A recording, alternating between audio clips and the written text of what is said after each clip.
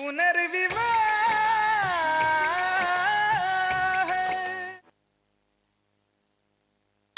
कुछ पता चला कि किसका मोबाइल नंबर था, किस एरिया से कॉल आया था, या कोई भी ऐसी इन्फॉर्मेशन जो हमारे काम आ सके?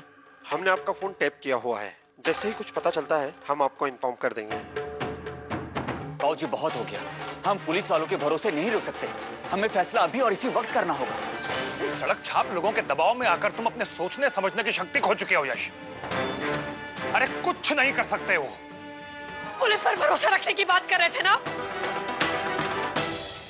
पुलिस के होने के बावजूद उसने मुझे फोन किया। मैं आपसे पूछती हूँ बाबूजी, आप भी तो एक पिता है ना, फिर आपका दिल इतना कठोर कैसे हो सकता है? एक माँ का दर्द आप क्या जानेंगे? शायद आपके सीने में दिल ही नहीं है। बस बहू, मैं आपके सामने हाथ जोड़कर बैठी हूँ बाबूजी, प्लीज बाबूजी प्लीज। समझ क्या रखा है तुमने बहू? तुम्हारे बच्चे से हमारा कोई लेना देना नहीं है, कोई संबंध नहीं है। हम जो कर रहे हैं सोच समझ कर रहे हैं। माफ कीजिएगा बाबूजी, समय बहुत कम है और मैंने फैसला कर लिया है कि 10 करोड़ का इंतजाम मैं ही करूंगा। भाभी, आरती जी को अंदर लेकर जाइए। बाबूजी, मैंने शादी करते समय अपने आप से वादा किया था कि अंश के साथ कभी नाइंसाफी नहीं होने दूंगा।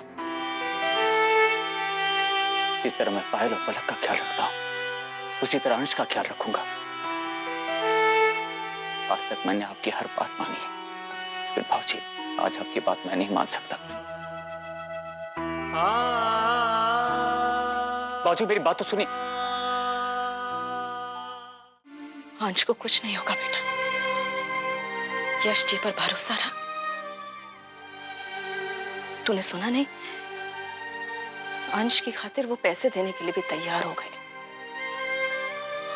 अपने पिताजी जिनका वो सबसे ज्यादा मान रखते हैं, उनके फैसले के खिलाफ जाके उन्होंने ये फैसला लिया।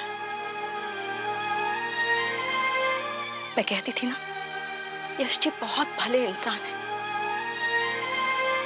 देखना बेटा, वो अंश को सही सलामत घर वापस लेकर आ जाएंगे, चिंता मत कर।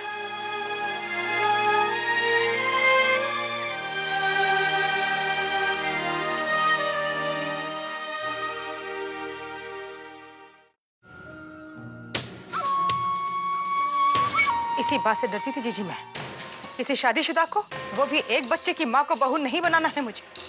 अरे जीजी, ये छोटे लोग होते ही ऐसे हैं, इनकी खुद की तो कोई इज्जत होती नहीं है, ना उसकी परवाह होती है। लेकिन हम तो इज्जतदार लोग हैं ना, समाज बिरादरी में हमारी इज्जत है। नहीं गायत्री जी, अंश को ही मुसीबत में पड़ा देखकर दुख में वो ये सब कुछ कह गई, किसी का अपमान करने के इरादे से नहीं, बल्कि अपने बेटे की सलामती की चिंता में। गायत्री जी, आप आरती को माफ कर दीजिए। आरती को तो हम अपने हिसाब से ढाल ही लेंगे, लेकिन आपका पोता उसे कभी इस घर से जुड़ने नहीं देगा। क्या शिक्षा दी है आप लोगों ने उसे? मुझे तो लगता है वो अपने बाप पर गया है।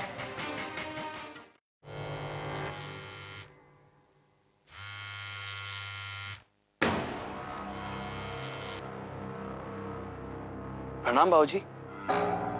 हमारा पोता तकलीफ में है, मुसीबत में है, किडनैप हो गया है वो, और किडनैपर्स ने 10 करोड़ की मांग की है। मेरी समझ में तो कुछ नहीं आ रहा कि इतनी बड़ी रकम इतनी जल्दी मैं कहां से लाऊंगा।